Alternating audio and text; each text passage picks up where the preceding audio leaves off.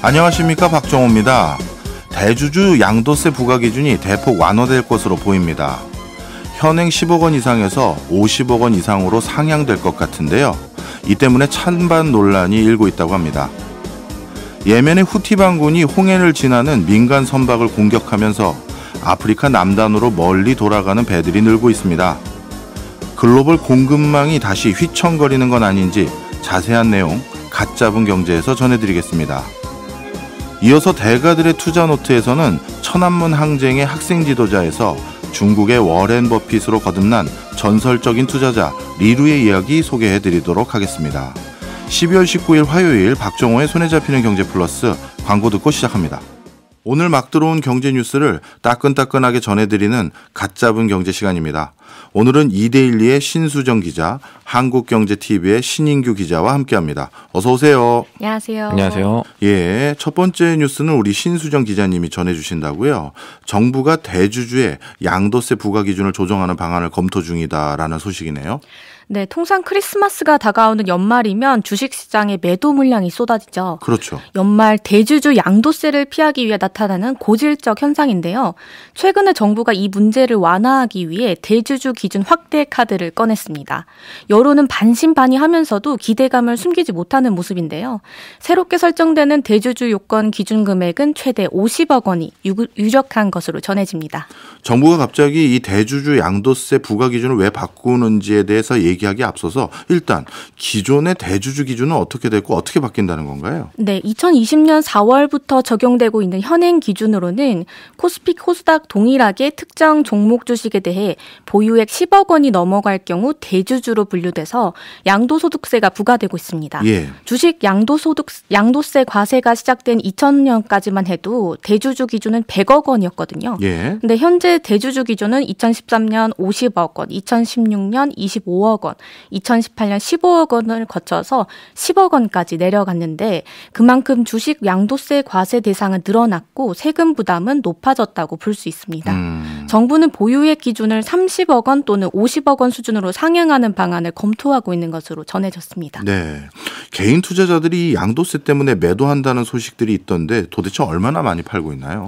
네, 국내 주식시장에서 개인 투자자들이 이달 들어서만 3조 6천억 원어치 주식을 팔아치운 것으로 집계됐습니다. 네. 지난달까지는 연간 누적 기준으로 순매수를 유지하고 있었는데 최근에는 매도 우위로 돌아섰습니다. 주식시장이 안 좋아서 손절한 게 아니냐 이렇게 생각하실 수도 있는데 같은 기간 외국인은 2조 710억 원, 기관은 1조 6,800억 원가량 순매수했고 지난 11월 초와 비교했을 때 코스피와 코스닥 지수 모두 오른 상황이어서 시장에선 양도세 영향이 확실히 크다고 보고 있습니다. 대주주 물량이 쏟아져 나올까 봐 개인 투자자들도 많이 매도하잖아요. 맞아요. 통상 국내 증시에서 개인 투자자들은 양도세 문제 때문에 연말이 다가올수록 매도 물량을 쏟아내곤 했는데요. 예. 2013년 이후 역대 12월 개인 투자자들의 주식 매매 실적을 살펴보면 2020년과 지난해 등 두 해를 제외하고 나머지 모두 매도가 우위를 점했습니다. 이제 큰 손들이 10억 원이라는 기준을 피하기 위해서 매도하는 물량 때문에 각 종목들이 주가가 크게 떨어져서 결국엔 소액주주들이 피해를 본다는 비판이 나오는데 대주주 기준 완화에 대해 부자 감세라는 비판이 여전히 나오지만 정작 이 문제에 가장 적극적으로 개선을 요구하는 것이 개미들인 이유도 여기 있습니다. 그렇겠네요. 최근 들어서 주식시장이 잠깐 회복되는 것 같긴 합니다만 이렇게 크게 오르지도 않은 것 같던데 양도세는 도대체 얼마나 내길래 이렇게 매도까지 하는 거죠? 세금이 꽤 높습니다. 예. 양도소득세법 시행령을 보면 일반 개인 투자자들은 장내 주식 매도 시 양도세를 내지 않는데요. 코스피 코스닥 종목을 과세 기준일인 12월 31일에 종목당 10억 원 이상 보유 중이면 양도 차익의 20%가 부과됩니다. 원래 주식 쪽은 과세할 부분이 많지 않은 걸 투자의 장점으로 생각하는데 말씀 듣고 보니까 꽤 크네요. 연말이라고 하면 이제 얼마 남지 않았는데 이거 대부분 빨리 결정해야 되는 거 아닙니까? 맞아요. 생각보다 시간이 촉박한데요. 올해 국내 증시 마지막 거래일은 오는 28일입니다. 예. 이제 29일부터 2024년 1월 1일까지가 휴장이고 2일 개장하죠. 장내 주식 매매일 이후 증권 대금이 결제 청산되기까지 2거래일이 더 걸리는 만큼 예. 양도세 부과 대상인 대주주가 되지 않으려면 투자자들은 오는 26일까지 종목당 10억 원 이상 보유한 물량을 처분해야 됩니다. 이제 대주주 기준 변경은 정부 시행령 개정 사안이어서 국회 동의 없이도 일단 추진할 수 있는데요. 시행령 개정안을 의결하는 국무회의는 연내 12월 26일 하루밖에 남지 않았습니다. 네. 임시 국무회의 개최 가능성도 배제할 수는 없지만 26일이 결정을 내려야 되는 날이 되겠죠. 그렇군요. 촉박하네요. 대주주 요건이 완화되면 그러면 정말 시장 영향력은 크다고 전망되나요? 우선 시장에서는 양도세 완화 방안이 확정이 되면 산타랠리에도 더욱 가까워질 것으로 기대하고 있습니다. 예. 최근 금리 인하 기대감에도 개인들의 매도 물량이 지수 상승을 억눌러 왔거든요. 근데 양도세 부담이 줄어들면 개인들이 매수세로 상승을 견인할 수 있다는 겁니다. 예. 하지만 너무 늦은 결정에 시장의 혼란이 크다는 지적도 나옵니다. 일주일 전인 지난 12일 추경호 부총리가 대주주 양도세 기준 완화는 구체적으로 검토하고 있지 않다고 명시적으로 밝혔었는데요. 네. 이 때문에 발언 당일인 12일부터 지난주 마지막 거래일인 15일까지 4거래일간 개인들이 3조 2,600억 원어치 물량을 던졌습니다. 결국 올해에도 대주주 요건 때문에 이제 손해를 본 투자자들이 생겨난 셈이죠. 특이하네요. 일주일 전까지만 하더라도 검토하지 않고 있다고 하는 게. 네. 그래서 약간 정부의 오락가락한 이런 의견 때문에 네. 시장에서도 혼란이 큰 것 같습니다. 예. 또 효용성 문제도 거론되는데요. 네. 사실 현재도 대주주가 아닌 대다수 개인 투자자들은 주식 양도세를 내지 않고 당장 2025년부터는 대주주 여부와 상관없이 국내 상장 주식 기준으로 5천만 원 넘는 투자 소득을 올린 사람은 무조건 그 세금을 내는 금융투자소득세, 금투세 과세가 시작되거든요. 네. 이번에 대주주 기준이 바뀌어도 2025년 금투세 도입 전까지 한시적으로만 적용될 수밖에 없어요. 네. 이 때문에 공매도 금지와 함께 총선 전 개미들의 표심을 노리는 포퓰리즘이 아니라는 지적이 큽니다. 냄새가 나기도 하는 부분이 있네요. 일주일 전까지만 하더라도 담당 부총리께서 구체적으로 검토하고 있지 않다고 했는데. 그렇죠. 예. 또 윤석열 대통령이 지난해 대선 당시에 주식 양도세 폐지를 공약으로 내건 만큼 이제 기준 완화만큼 이뤄내야 한다는 목소리도 높지만 네. 당장 명분이 없다는 비판도 있습니다. 정부는 지난해 대주주 기준을 100억 원으로 올리는 세제 개편을 추진했다가 더불어민주당의 부자 감세라는 비판에 철회했었는데요. 네. 당시 여야는 2023년도 예산안 부수 법안을 처리하면서 금투세 과세를 2년 유예하는 대신 대주주 기준을 종목당 10억 원을 유지하기로 합의한 바 있습니다. 예. 이렇게 합의한 걸 갑자기 어긴다면 내년도 예산안을 앞두고 야당을 자극할 수 있겠죠. 그렇겠네요. 기준 상향이 무산될 경우 실망 매물이 많이 쏟아질 가능성도 있을 것 같은데요. 네, 맞습니다. 지난해와 2021년 대주주 확정일 전날 개인 투자자 매도 물량을 보면 각각 1조 5천억 원, 3조 903억 원이 몰렸었는데요. 네. 올해는 이보다 더 많은 금액이 단기간에 몰려서 시장 내 충격이 더 클 수 있다는 가능성도 있습니다. 네. 특히 2차 전지나 로봇, 엔터 등 연중 개인 수급이 집중되면서 주가 상승률이 높았던 업종이나 테마를 중심으로 단기적인 수급 변동성이 확대될 가능성도 고려해야 될 것 같습니다. 그렇군요. 뭔가 이제 공약이기도 했고 바람직한 정책 개선 방안이라고 하면 시행하는 것이야 뭐 나쁜 건 아니지만 선거를 앞두고 뭐 마치 급박하게 숙제 풀듯이 이렇게 막 해버릴 경우 부작용도 그에 따라서 있는 것인데 어떤 형태든 우리 투자자들에게 피해가 없었으면 하는 바람입니다. 이제 이번에는 신인규 기자님, 모세가 갈랐던 홍해, 이 홍해를 예멘 반군이 막으면서 물류 마비 위기가 왔다. 도대체 현재 상황은 어떻습니까? 11월부터였습니다. 사실은 그때부터 예멘 반군 후티라고 합니다. 후티가 이스라엘과 그에 관계된 선박이 홍해를 지나가면 우리는 공격하겠다라고 한 이유로 실제로 최소 현재까지 12척 이상의 공격이 있었습니다.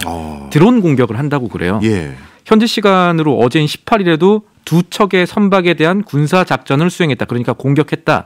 이런 공식 발표를 후티가 했습니다. 네. 미군도 비공식적으로 같은 내용을 확인했고요.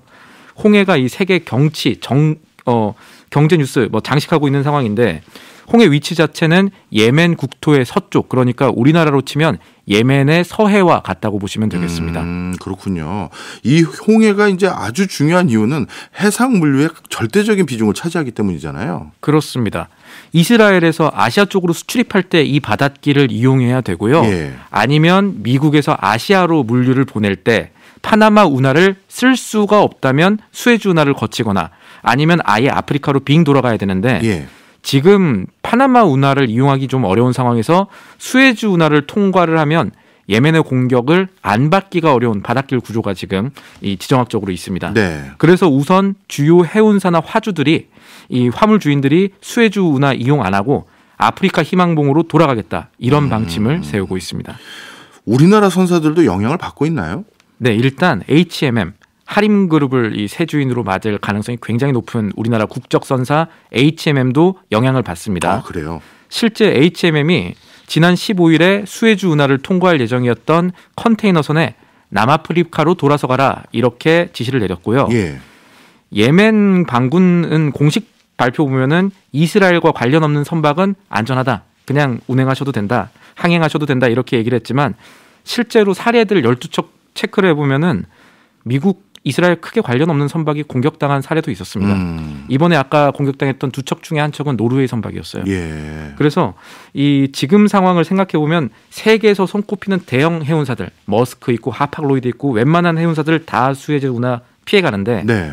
이렇게 운하 건너는 배들이 조금 줄어드는 이때 용감하게 우리가 예멘 반군의 그런 입장을 믿고 수에즈 운하 건너면 그만큼 이 배가 줄어든 상황에서 표적이 될 확률이 그렇죠. 높겠죠. 예멘 반군이 드론 미사일 쏜 다음에 어라 이 배가 아니었네 뭐 이렇게 그러면 사실 방법이 없는 상황인 겁니다. 그렇죠. 지금. 그래서 국내 선사들이 수에즈 운하를 피해서 우회하는 만큼 물류 지연도 예상이 되고 있습니다.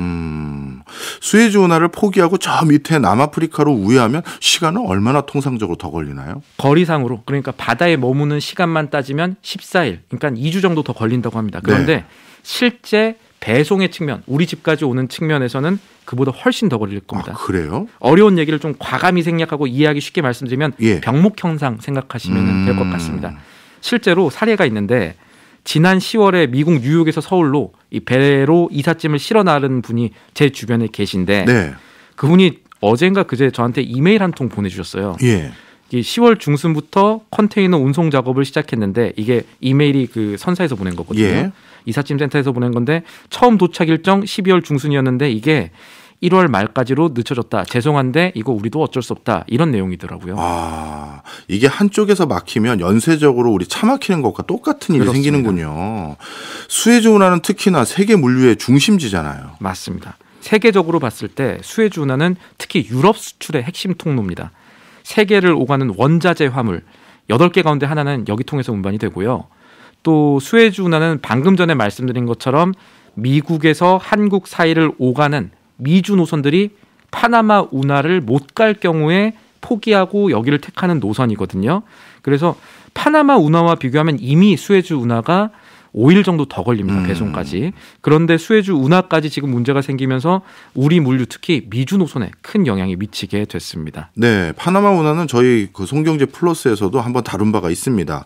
가뭄 때문에 운하를 그 운영하는 데 필요한 물이 부족해서 그래서 선박수가 많이 운행을 못 하고 있다. 이런 내용들을 저희가 전달해 드린 바가 있는데요. 지금 파나마 운하는 어떻게 돼 가고 있나요? 결론부터 말씀드리면 약간은 다행인 상황이 생겼습니다. 예. 일단 그 질문에 답하려고 저희가 파나마 지역 기상부터 좀 체크를 해봤거든요. 예. 내일부터 일주일 동안 비가 이어진답니다. 비가 이어지는데 원래 파나마가 12월부터 4월까지가 건기입니다. 비가 예. 안 옵니다. 근데 전통적으로 이렇게 비가 안 오는 때라서 걱정이 더 컸는데 파나마의 이 11월 상황도 그러니까 강우량도 최악이었던 10월보다 좀 나았고 건기인 12월도 지금 기상 예보 보면은 최악 정도는 조금 피한 것 같습니다. 예. 그래서 이제 현지 시간 18일이었습니다. 파나마 운항청에서 운하 통과 선박 제약을 조금 완화하겠다. 이런 발표를 그러니까 어제 기준으로 한 거예요. 네. 제한을 완전히 푼 건 아니고요. 예. 현재 하루에 22척 건널 수 있게 한 거를 24척으로 조금 풀겠다. 2척 더 건널 수 있게 하겠다. 그리고 이 규제 완화라는 것도 당장은 아니고 내년 1월 16일부터 적용을 해보겠다. 이런 내용이 나왔습니다. 비는 오긴 하지만 지금 당장 정상화되는 건 아니군요. 적어도 내년 2월까지는 더 기다려야겠다. 이런 내용인 것 같은데. 맞습니다. 그러면 결국 수에즈 운하가 빨리 정상화돼야 될 텐데 예멘 공격 이건 뭐 어떻게 처리해야 됩니까? 보통은 이럴 때 등장하는 나라가 하나 있죠. 그럼요. 미국입니다.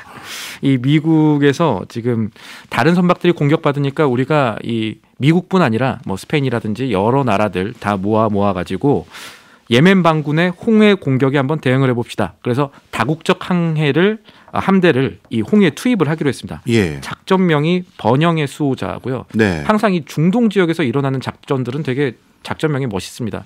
아덴만의 여명도 그렇고 이번에도 번영의 수호자인데 네. 예멘 반군 후티는 이 작전에 대해서 우리가 좀 피하겠다 이런 게 아니라 굳건히 맞서겠다 이렇게 지금 그래요? 강경 노선이에요? 강경 노선을 탔습니다. 예. 근데 이렇게 상황이 강대강으로 가게 되면요. 예. 세계적으로 봤을 때 시장에서는 지정학적 위기가 조금 더 커질 수 있겠다. 이렇게 볼 수가 있어서 네. 이렇게 맞서는 상황 자체가 세계 경제 공급망 측면에선 사실은 또 다른 불확실성, 불안감이 생기는 거고요. 예. 사실 제일 좋은 시나리오는 이 후티가 이렇게 나서게 된 근본적인 원인, 그러니까 이스라엘과 이 하마스의 가자지구 분쟁이 빠르게 해결이 되는 거겠습니다. 네, 뭐 그러면 좋겠습니다만 이게 뭐 쉽게 해결될 것 같아 보이지는 않고요. 사실 이 홍해 지역은 이러한 지정학적인 리스크에 어떻게 보면 대응하기 위해서 지부티라는 나라에 네. 많은 국가가 거기 군항이나 군사 기지를 설치해두고 자국의 상선이나 또 여러 가지 운항하는 배들을 수호하기 위한 여러 군대들이 있는 맞습니다. 나라가 있거든요. 그러면 그 지부티에 수많은 국가의 군 부대들이 이미 상주하고 있고 아주 독특하게 지부티는 중국뿐만 아니라 미국뿐만 아니라 중국의 부대도 거기 있거든요. 그러면 그 정도 되는 인력이 있다면 충분히 예멘 반군 정도는 제압할 수 있을 것 같은데 이게 소극적인 건지 뭐 제가 이유를 도저히 모르겠네요. 그거를 보려면 아마 그동안에 있었던 또 다른 지정학적인 갈등, 그러니까 러시아 우크라 전쟁 이후에 각국의 이 전쟁 동원 혹은 이 무력 동원의 피로감, 그래서 네. 소극적일 수밖에 없는 그런 상황도 함께 고려는 해보셔야 될 것 같습니다. 그렇군요. 이번 사태를 좀 경제적으로 풀어본다면 우리가 어떻게 받아들이고 해석하는 게 좋을까요? 가장 가까이 있는 것부터 생각을 해볼게요. 예. 이번 사태가 길어지면 일단 지금도 문제가 생기고 있는 해상 물류에 대한 문제가 커질 겁니다. 네.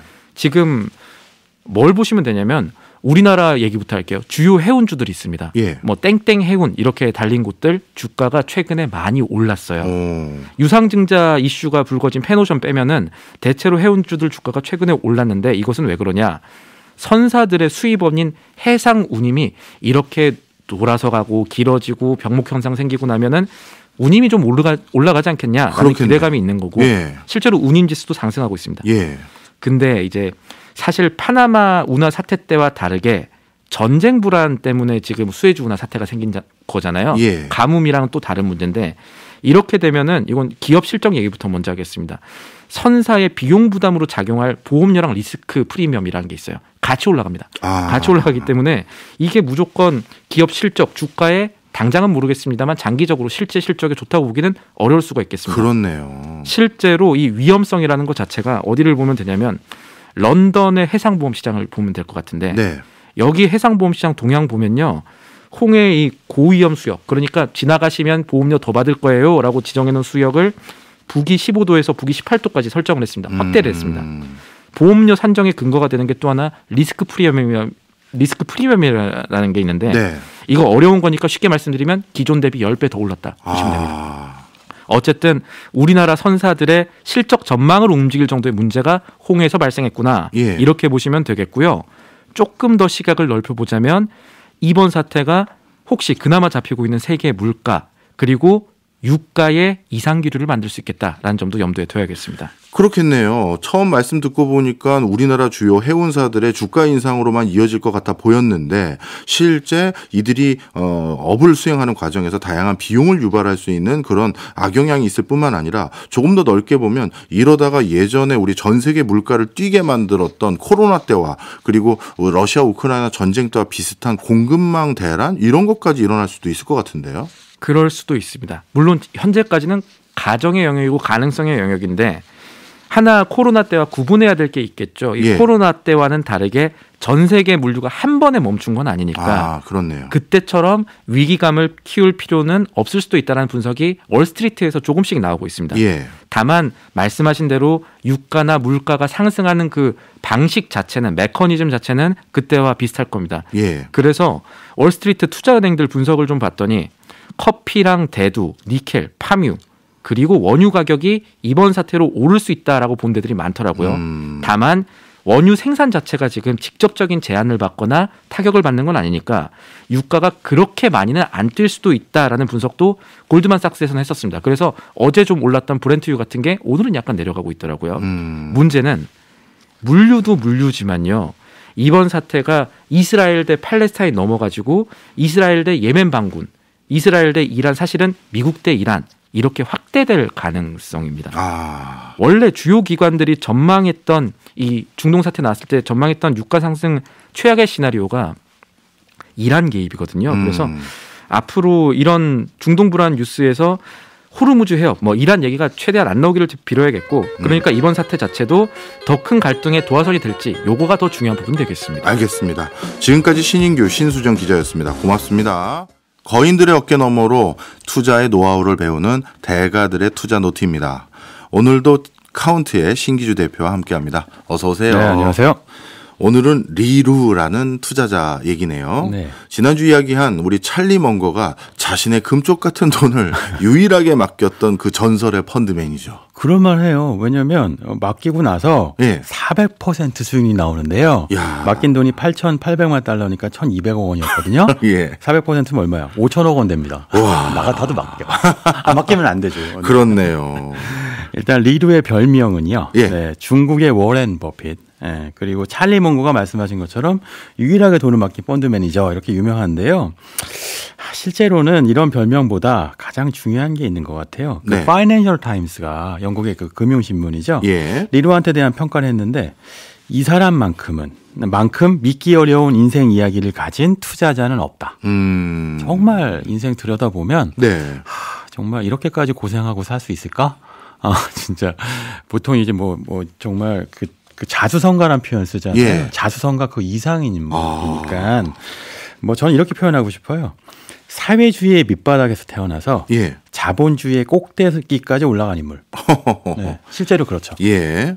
그렇다면 이 투자 얘기도 궁금한데 말씀을 그렇게 하시니까 이 리루라는 한 사람의 일대기도 먼저 좀 설명을 해주세요. 일단 66년 4월 태생인데요. 예. 66년도가 중국 역사에서 매우 중요한 게 66년 5월에 문화대혁명이 일어나요. 문화대혁명은 아시다시피 그 자본주의의 어떤 잔재를 말소하겠다 이런 억지 사상이었잖아요. 네. 그러다 보니 문제는 뭐냐면 리루의 집안 자체가 원래 자본가 집안이었어요. 원래는요. 그냥 쫄딱 망하게 되는데 문화대혁명 때문에 아버지는 엔지니어였고 어머니는 지주의 딸이었습니다. 네. 그런데 결국 그 문화대혁명 이후에요. 아버지는 광산에 가서 사망하고요. 어머니는 노동수용소에 가서 돌아가셔요. 아이고. 양부모 밑에서 자라거든요. 예. 여기서 끝나는 게 아니고요. 네. 10살 때 그 대진이 일어나서 그 양부모 두 분 다 돌아가셔요. 양부모 아저도. 이제 그 부모 4명을 10살 전에 다 여의는 겁니다. 예. 그래서 결국 할머니 손에 자라는데요. 네. 이 할머니가 그 중국에서도 가장 그 교육받은 여성분이셨어요. 덕분에 이 할머니 덕분에 난징대 물리학과 입학을 하는데 네.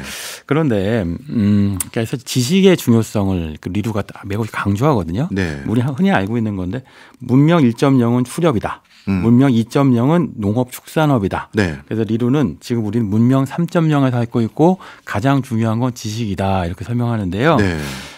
자신이 지식으로 아무것도 없고 완전 몰락한 집안에서 대학교까지 들어가고 지금은 억만장자가 되었으니까 아시다시피 지식이 곧 돈이 되는 분야 중에 하나가 네. 그게 투자 분야잖아요. 네. 그러니까 정보라는 것이 그런 면에서는 가장 맞는 얘기 같은데 그런데 리루의 일생도 마찬가지인 거죠. 예. 이렇게 그러면 공부 열심히 해서 결국 좋은 대학 들어갔으니까 그 뒤부터는 인생이 승승장구였습니까? 그게 사람이라는 게 한이 있잖아요.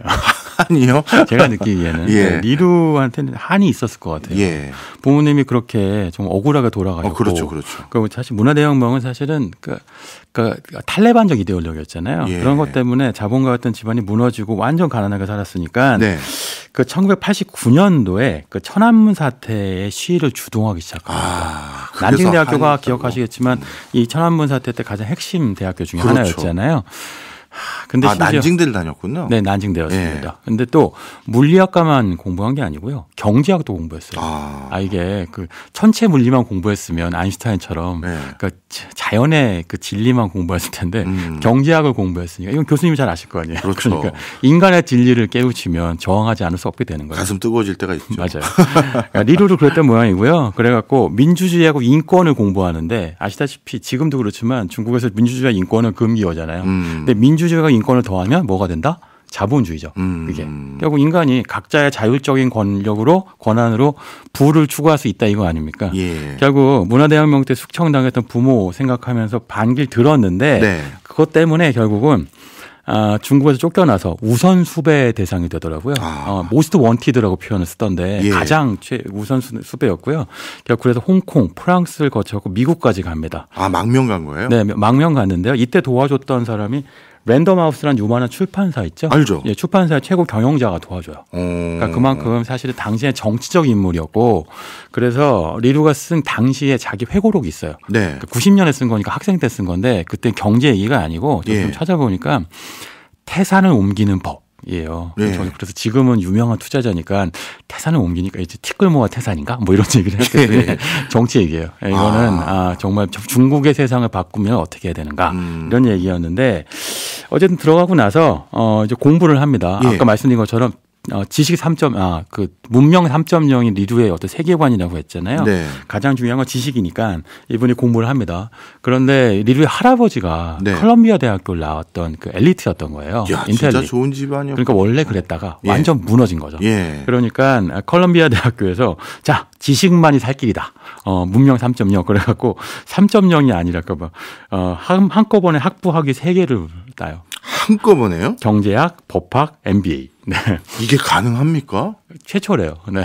야. 전무고 후문지 모르겠는데 전무였던 건 확실하다고 합니다. 얼마 걸렸어요? 3개 따는데? 3개 따는 6년 걸렸대요. 6년이요? 네, 6년 걸렸대요. 네. 뭐 이럴 수가 있나?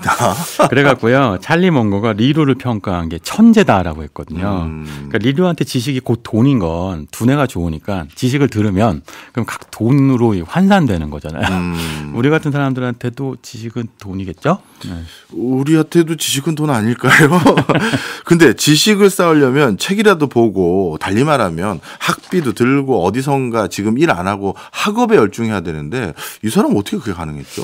그러니까 말이에요. 이게 그러니까 리루 같은 사람한테는요. 제가 느끼기에 지식하고 돈의 환율이요. 굉장히 우대금리예요. 그래갖고 1대1로 그냥 바로 바꿔주는데 우리 같은 경우는 환율이 좀 달라요. 그래갖고 들어가도 약간 빠져나오는 게 많잖아요. 근데 리루는요. 리루도 그 문제가 있었어요. 뭐냐면 사회주의 교육을 받았으니까 투자는 나쁜 것이다. 라는 생각이 머릿속에 막 박혀 있는 거예요. 근데 이걸 깨준 사람이 있었어요. 누군가요? 그게 누구냐면 워렌 버핏. 워렌 버핏도 콜롬비아에서 공부하지 않았나요? 워렌 버핏도 그쪽에서 공부했죠. 맞아요. 뭐 저하고 모르는 학교지만. 어쨌든 그 워렌 버핏 같은 경우는 이 당시에 그 리루가 있었던 학교에 컬럼비아 대학교에서 그 강의를 했는데 리루가 약간 우스갯소리로 뷔페와 함께하는 강의다. 그래서 공짜 뷔페 주는 줄 알고 갔더니 알고 봤더니 먹여주는 게 아니라 먹을 거를 찾아내는 고기 잡는 법을 가르쳐주는 강의였던 거예요. 여기서 투자가 나쁜 것이 아니구나. 그리고 또 그 투자를 통해서 도덕적으로 올바르게 투자를 할 수도 있구나. 말하자면 다른 사람 걸 뺏는 투자가 아니라 투기적 투자가 아니라 투자적 투자를 할 수 있구나라는 걸 해서 나를 바꾸면 세상이 바뀌게 되는 거죠. 그때부터 알바에서 돈을 벌어요. 그런 다음에 그 돈을 갖고 투자를 합니다. 놀라운 건 졸업하기 전에요. 그러니까 이제 졸업하기 전에 6년 동안 그 학위를 3개 땄다고 했잖아요. 그리고 나서 6년 동안 참 $100만 벌어요. 100만 장자가 된 거예요? 네, 투자를 해갖고 $100만 벌었대요. 약간. 아니, 공부만 열중한 게 아니라 투자를 또 같이 해서 $100만 만들었다. 그걸 또 알바해서 모은 돈이 종잣돈인데. 어떻게 했느냐? 이게 중요합니다. 이게 우리가 배울 점인데 어떻게 했느냐? 아니, 이게 배울 사람을 들고 와야지. 이런 흔히 말해서 넘사벽을 들고 오면 어쩝니까? 아니, 그래도 약간 여기서부터 약간 들을만해요. 왜냐면 이게 그 리루가 투자한 게요. 정말 아무도 알지 못하는 어떤 기업이 아닌 거예요. 그러니까 이게 학위라고 하는 건 공부하면 따겠죠. 머리가 좋으면. 투자라고 하는 건 결국 모두가 동일선상에 있잖아요. 동일 정보를 받고. 그렇죠. 그러니까 사실은 이런 넘사벽 사람은 남이 모르는 정보 갖고 투자했을 거야 라고 생각하지만 그렇지 않고 리루 역시도 아주 알려진 투자를 하는 거예요. 네. 그러니까 이른바 그 넷 투자를 해서 대학교 때 돈을 벌었더라고요. 넷이요? 넷 투자. 이걸 예. 이제 우리 말로 순순 투자라고 하는데 그 왜 유명한 그 벤자민 그라이엄의 담배꽁초 투자법이라고 있잖아요. 예. 말하자면 시가총액이 유동 자산에서 총 부채를 뺀 것보다 낮은 기업에 투자한다. 네. 쉽게 얘기하면 절대 손해 볼 일이 없는 안전마진 투자한다는 거잖아요. 예. 이런 담배꽁초 투자라고 하는 건데 그래서 리두가 투자한 기업이 뭐냐 제가 찾아봤어요. 여기 자료가 없더라고요. 예. 봤더니 뉴욕의 그 컬럼비아 대학교에 있는 그 지역에 케이블 사업체, 케이블 TV 회사에 예. 소규모 사업체에 투자를 했더라고요. 예. 왜냐하면 대학생이니까 뭘 받겠어요. 당연히 90년대니까 MTV 이런 거 받겠죠. TV 보면 케이블 TV가 되는구나. 관심. 내 주변에서 관심 있는 소비재 기업을 찾아내요. 네. 둘, 그리고 이 기업의 자산 가치가 주가보다 낮다는 거를 발견합니다. 네. 그리고 나서 여가 시간을 발용해 갖고요. 이 회사에 방문해요. 근데 누가 만나줘요, 학생을. 그러니까 그렇죠. 경비원을 만나고 얘기를 해요. 야. 이 회사 잘 돼요? 그랬더니 여기에 연예인들 막 왔다 갔다 그리고 요즘 저 뉴진스 왔다 갔다 그리고 그래. 뭐 이러니까 예. 되나 보다. 싶으니까 그때부터 재무제표를 분석해갖고 차곡차곡 이 회사에 돈을 넣어갔고요. 결국은 학생 리루가 담배꽁초 기업으로 모은 돈이 $1,000,000니까 6년 동안 13억 모은 거예요. 꼬박꼬박. 네. 뭐 상상하건대는 학자금 대출 받아갖고 공부했다고 하는데 생활비는 거의 거의 안 썼을 거고요. 사치라는 건 전혀 없는 상태였을 거고 돈 모아갖고 무조건 투자만 한 거죠. 그렇군요. 그리고 아주 절대 돈을 잃지 않을 담배꽁초 기업에 투자를 했는데 네. 그래서 이제 $100만 벌었잖아요. 네. 이렇게 되면 보통 컬럼비아 대학교에서 어디에 가느냐? 월가에 가겠죠. 그렇죠. 그런데 그 리루는 여기서 놀라운 선택을 합니다. 뭔가요? 월가에 가서 고액 연봉을 받는 게 아니라 네. 더 큰 부자가 되기 위해서는 네. 내 회사 창업해야 되겠다 생각하고 1997년도에 히말라야 캐피탈이라는 회사를 창업합니다. 처음 저는 당연히 월가에서 뭔가 트레이니로 훈련을 좀 받고 그 다음에 이제 창업했나 했더니 그게 맞아요. 아니었네요. 그러니까 여기서도 용기가 있었던 것이겠죠. 말하자면 쉬운 선택보다 어려운 선택을 했는데 네. 실패할 수도 있는 리스키한 선택이었는데 그 선택을 성공으로 만든 투자가 97년 창업하고 이듬해 발견했던 오늘의 이제 기업입니다. 예. 팀버랜드라는 기업이에요. 팀버랜드요? 팀버랜드 아실 거예요. 이거 옷 만들고 그런 회사 맞아요. 아닌가요? 예. 정확하게는 이제 그 부츠, 워커라고 하죠. 예. 워커 만드는 회사인 건데 이게 팀버랜드가 그 리루한테 상징적인 거는 놀라운 그 수익성도 있습니다만 예. 팀버랜드 자체가요. 그 노동자 계급을 위해서 만들어진 아주 투박한 워커예요. 그렇죠. 그러니까 워커라는 게 걷는 게 아니라 예. 일할 때 신는 신발이라는 뜻이잖아요. 맞습니다. 건설 노동자 예. 또는 농업하는 분들. 신발 위가 아주 단단하잖아요. 맞아요. 그래서 도구 같은 거 무거운 도구를 떨어뜨려도 발이 안 다치게끔 만드는 네. 그런 신발을 만드는 회사인데 저도 신어봤는데 무거워요. 무겁긴 하죠. 무겁죠.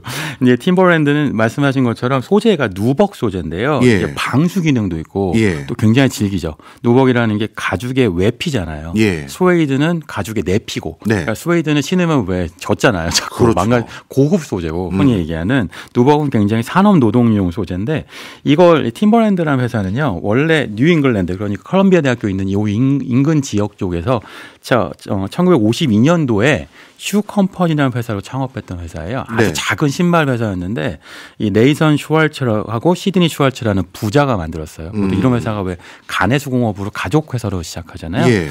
그런데 65년도에 말씀드린 것처럼 누벅 방수 부츠를 개발하고 73년도에 팀버랜드라는 브랜드를 만듭니다. 네. 근데 팀버랜드가 특이한 게 뭐냐면요. 뉴잉글랜드 베이스잖아요. 그러니까 이 일대 지역이 매사추세츠, 코네티컷, 버몬트, 뉴햄프셔 이게 뭐냐면 요즘은 아닌데 예전에는 뉴욕이나 이 일대 지역의 어떤 그 건설 노동자들이 많이 살던 그 노동계층 지역인 거예요. 네. 그런데 20년이 지나니까 어떻게 되냐면 대학가가 되는 겁니다. 잘 살게 되면서 그러니까 요 노동계층의 자제들이 예. 대학교에 입학한 거죠. 근데 재미있는 건 뭐냐면 요 아들들이 대학교에 다니면서도 우리 엄마 아빠가 신고 다니던 팀버랜드 신고 다닙니다. 아, 그렇구나. 왜냐? 이게 정체성이거든요. 예. 노동자 정체성을 보여주는 것이 팀버랜드의 핵심이었고요. 예. 그래서 결국 이거를 신고 다니면서 나를 보여주는 게 중요했기 때문에 네. 이걸 리루가 대학교 다니면서 놓칠 리가 없죠. 알고 있었던 거예요. 그러니까 팀버랜드는 이런 거 보고 패션화라고 표현하는데 더 이상 이제 실용화를 넘어갔고 네. 이제 대학생들이 신는 패션화가 되었구나. 이러면 훨씬 성장할 가능성이 높겠구나라는 걸 마치 아까 케이블 TV 기업을 보듯이 발견해내는 겁니다. 예. 그리고 나서 이 회사의 재무제표를 발견하는데 네. 이게 좀 유명해요. 그 팀버랜드가 밸류 라인에서 발견됐다고 리루가 설명하거든요. 밸류 라인이 뭐냐면 그 교수님도 아마 보셨을 것 같은데 그 왜 유명한 기업 발견해서 리서치해주는 리서치 기관이잖아요. 리서치 기업인데 이게 시작된 건 1930년대부터 시작됐는데 1930년대 대공황 때 모두가 다 투기적 투자를 하니까 이런 거 하지 말고 가장 기본적인 밸류 라인을 찾읍시다 해서 만들어진 미디어예요. 리서치에 더 가까운 그 기업인데 네. 이걸 통해 갖고 저평가된 기업을 찾아내려고 계속 공부를 하고 있었는데 이거 버핏도 구독하고 리도도 구독하고 있었습니다. 네. 그러니까 팀버랜드를 내가 알고 있는데 팀버랜드가 밸류 라인에 나왔네. 찾아보니까 이 기업은 투자할 만한 가치가 있네 라고 생각하는 거죠. 네. 투자 가치라고 하는 건 아까 말씀드린 것처럼 뭐 결국은 아무리 손실을 봐도 절대 손실을 볼 리가 없는 기업이더라라는 네. 거예요. 약간 디테일을 설명드리면 시가총액이 3억 달러였는데 네. 그런데 영업자산이 2억 7,500만 달러고요. 예. 현금성 자산은 1억 달러, 그중에 고정자산은 1억 달러로 상업용 부동산입니다. 예. 쉽게 얘기하면 시가총액보다 자산 가치가 7,500만 달러가 높은 거예요. 그러니까 그 회사 주가 다 팔아도 그 회사가 실제 소유하고 있는 뭐 땅이니 건물이니 이거 다 사지 못할 정도로 주가가 그렇죠. 저평가됐다. 그 얘기네요. 그렇죠. 맞습니다. 결국 쉽게 얘기하면 지금 망해도요. 돈이 남아도는 회사인 거예요. 그러니까 물론 지금 망하진 않겠지만 예. 그러니까 이런 기업은 절대 안 망한다가 되는 거죠. 거꾸로 뒤집어 얘기하면. 네. 그러니까 여기에 투자를 하게 되는 거고요.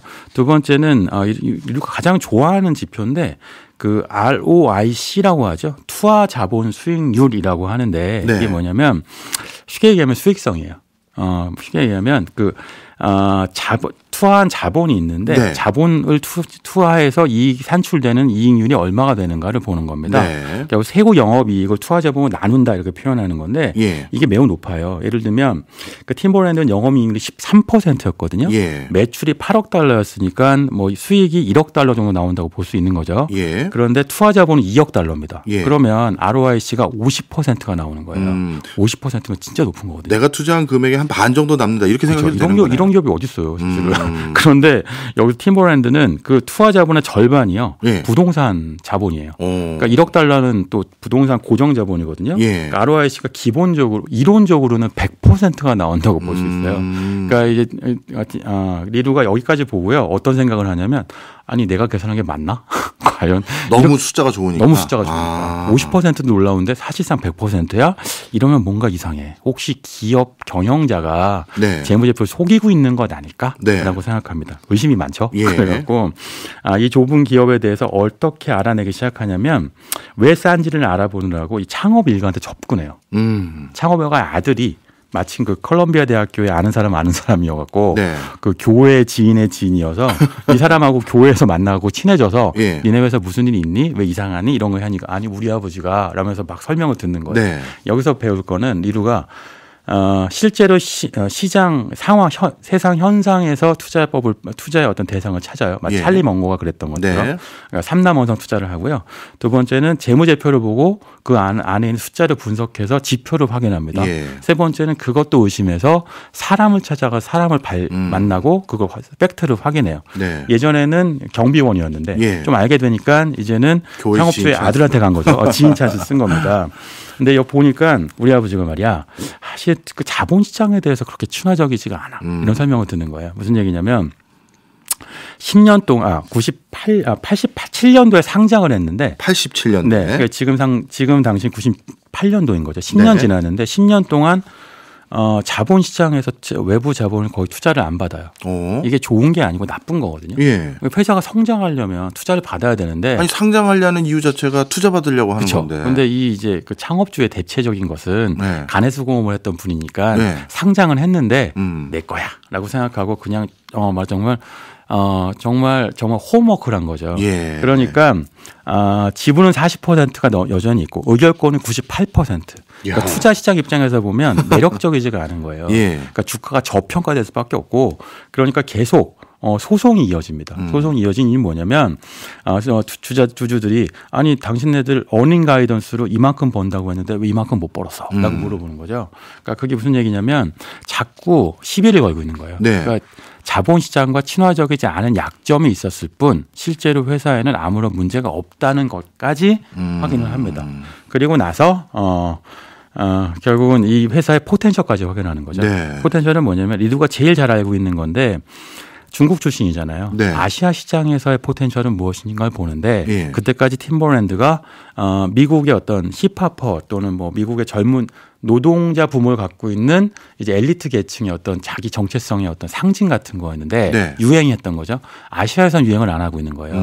아시아 매출이 10%밖에 안 되니까 거꾸로 아시아 매출이 성장할 가능성이 높겠구나라고 판단하고 여기에 투자를 합니다. 얼마나 투자하냐면요. 아까 $100만 벌었잖아요. 예. 다 올인해요. 그냥. 여기 하나에. 네, 하나에. 이야. 그리고 나서 2년 만에 700% 상승합니다. 2년 만에요. 네, 2년 만에. 2년 만에 7배 상승해요. 그러니까 이론적으로는 10억 원짜리 자산가였는데 100억 원짜리 자산가가 되는 거죠. 이야, 2년 만에. 대단하네요. 20대 안에. 네. 예. 투자 시작한 지 2년 만에. 네. 어차피 그 리루 입장에서는 자기가 확인할 걸 다 확인했다고 생각했을 것 같아요. 일단 지금 말씀 주신 걸 쭉 정리를 해보니까 본인이 투자했던 회사들 처음에 뉴욕의 케이블 TV 회사부터 팀버랜드까지 자신의 주변에 있는 투자 호재를 많이 발굴했네요. 왜냐하면 주변에 있다 보니까 그게 사실인지 아닌지 확인하기도 수월하고 그래서 아마 그런 접근을 한 거일 수도 있을 것 같고요. 그다음에 이거 나름대로 괜찮은데 생각한 걸로 끝난 게 아니라 재무제표상에서 이 회사는 망해도 본전 이상은 나오겠다 이거 확인했고 그리고 세 번째 찰리 먼거나 워렌 버핏도 그렇게 중요한 결국 투자는 사람을 봐야 된다. CEO까지 경비원에게도 물어보고 교회 지인 찬스도 쓰고 정말 대단하네요.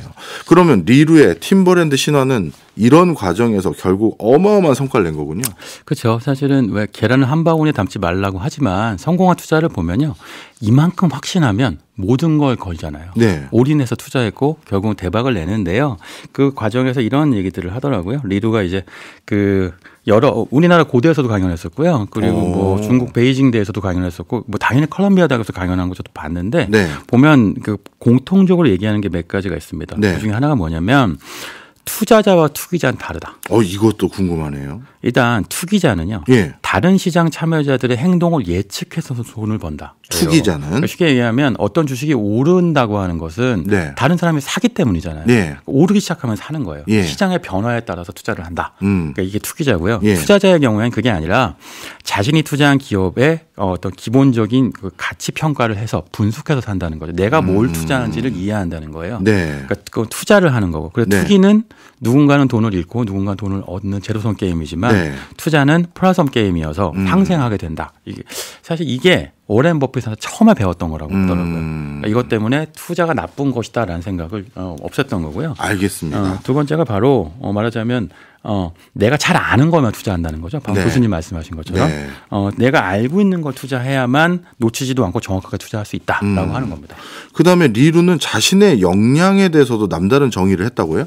네, 내가 알고 있는 분야 말씀하신 것처럼 팀버랜드든 소비재든 아니면 네. 케이블 TV든 내가 모르는 기술 기업에 투자하는 것 만되고 네. 이런 비유를 쓰던데요. 모든 기업은 세상을 떠난 삼촌이 나한테 물려준 것이라고 생각하고 그 기업을 분석해라. 그러니까 나한테 물려받았어. 근데 예. 나는 이 기업을 몰라. 그러니까 삼촌한테 들은 바가 없어. 그러니까 그거를 보고 배워서 지켜야 한다. 이렇게 얘기하는 거죠. 네, 알겠습니다. 아무리 봐도 리루는 우리 또 다음 주에 한번 더 다뤄주셔야 될 것 같아요. 네. 예. 사실 리루 다른 투자 중에 하나가 유명한 게 우리나라 현대백화점이 있죠. 예. 네. 현대백화점이요? 네, 맞아요. 오, 다음 주가 더 기대됩니다.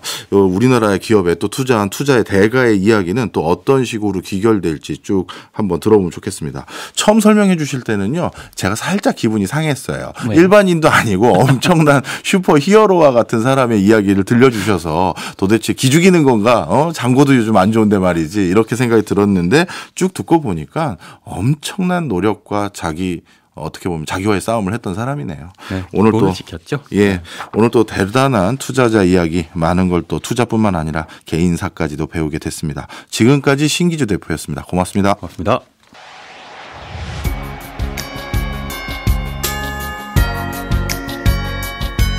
모처럼 옛날 명곡 하나 선곡해봤습니다. 미스터2의 하얀 겨울입니다. 오늘 라디오 진행하려고 방송국 오는 길에 눈이 내리더라고요. 그래서 생각나서 선곡해봤습니다. 박정호의 손에 잡히는 경제 플러스는 내일 저녁 8시 5분에 다시 찾아오겠습니다. 고맙습니다. 경제생활의 플러스가 되는 아주 경제적인 시간. 박정호의 손에 잡히는 경제 플러스.